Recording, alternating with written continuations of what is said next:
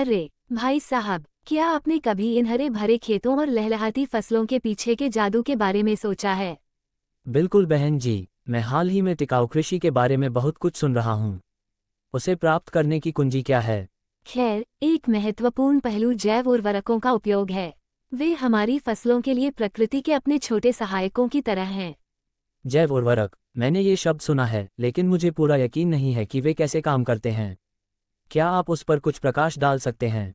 निश्चित रूप से, पारंपरिक उर्वरकों के विपरीत जैव उर्वरक जीवित जीवों से प्राप्त होते हैं। उनमें लाभकारी बैक्टीरिया, कवक या अन्य सूक्ष्मजीव होते हैं जो पौधों द्वारा पोषक तत्वों की उपलब्धता और अवशोषण को बढ़ाते हैं। ये दिलचस्प लगता है। ये सूक्ष्मजीव मिट्टी और पौधों को कैसे लाभ पहुंचाते हैं? बढ़िया सवाल। जैव उर्वरक पौधों के साथ सहजीवी संबंध को बढ़ावा देते हैं। उदाहरण के लिए, नाइट्रोजन फिक्सिंग बैक्टीरिया वायुमंडलीय नाइट्रोजन को ऐसे रूप में परिवर्तित करते हैं जिसे पौधे अवशोषित कर सकते हैं, जिससे सिंथेटिक नाइट्रोजन उर्वरकों की आवश्यकता के बिना मिट्टी की उर्वरता बढ़ती है। इसलिए वे सिंथेटिक रसायनों पर निर्भरता कम करते हैं। ये पर्यावरण की जीत है ना? बिल्कुल भाई साहब, जैव उर्वरक रासायनिक इनपुट को कम करके, पर्यावरण प्रदूषण को कम करके और मिट्टी के स्वास्थ्य को बढ़ावा देकर टिकाऊ कृषि में योगदान करते हैं। वे खेती की दुनिया के सुपरहीरो की तरह हैं। ये प्रभावशाली है बहन जी। क्या जैव उर्वरक विभिन्न प्रकार के होते हैं? वास्तव में भाई साहब, इसके विभिन्न प्रकार हैं, जिनमें नाइट्रोजन फिक्सिंग बैक्टीरिया, फॉस्फेट घुलनशील बैक्टीरिया और माइकोरिजल कवक शामिल हैं। प्रत्येक मिट्टी की उर्वरता बढ़ाने और पौधों के विकास में सहायता करने में अद्वितीय भूमिका निभाता है। ऐसा लगता है कि एक विविध टीम एक साथ काम कर रही है। आधुनिक कृषि में जैव उर्वरकों का उपयोग कितने व्यापक रूप से किया जाता है बहन जी? जबकि उनका अपनापन बढ़ रहा है, यह अभी तक पारंपरिक उर्वरकों जितना व्यापक नहीं है। हालांकि टिकाऊ कृषि पद्धतियों की ओर बदलाव हो रहा है और जैव उर्वरक दीर्घकालिक मिट्टी की उर्वरता प्राप्त करने में अपनी भूमिका के लिए मान्यता प्राप्त कर रहे हैं। आर्थिक पहलू के बारे में क्या जैव उर्वरक किसानों के लिए लागत प्रभावी हैं बहन जी? प्रारंभ में भाई साहब, ये धारणा हो सकती है कि जैव उर्वरक अधिक महंगे हैं, लेकिन लंबे समय में वे आर्थिक लाभ प्रदान करते हैं। बेहतर मिट्टी की उर्वरता से बेहतर पैदावार होती है और महंगे सिंथेटिक इनपुट की आवश्यकता कम हो जाती है। तो बहन जी, ये कृषि के भविष्य में एक निवेश है।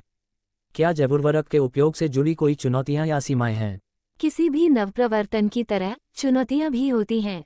अन्य कृषि पद्धतियों के साथ जैव उर्वरकों की अनुकूलता सुनिश्चित करना, संदेह पर काबू पाना और उनकी प्रभावकारिता के बारे में चिंताओं को दूर करना कुछ बाधाएं हैं।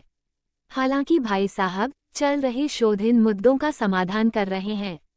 ये समझ में आता है बहन जी। मुझे लगता है कि यह जागरूकता बढ़ाने और उनके लाभों को बढ़ावा देने का मामला है। क्या जैव उर्वरकों के सकारात्मक प्रभाव को उजागर करने वाली कोई सफलता की कहानियां या केस अध्ययन हैं? निश्चित रूप से भाई साहब, दुनिया भर में कई किसानों ने जैव उर्वरक अपनाने के माध्यम से पैदावार में वृद्धि, मिट्टी की संरचना में सुधार और पर्यावरणीय प्रभाव में कमी का अनुभव किया है।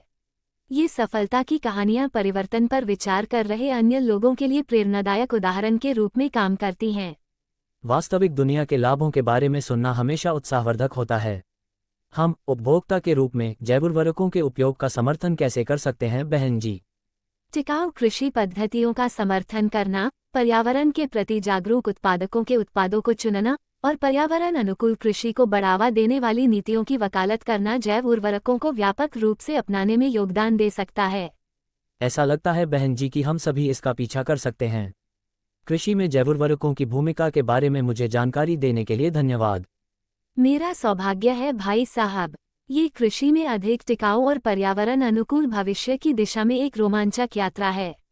आइए प्रचार करना जारी रखें और उन प्रथाओं का समर्थन करें जिनसे किसानों और पर्यावरण दोनों को लाभ होता है।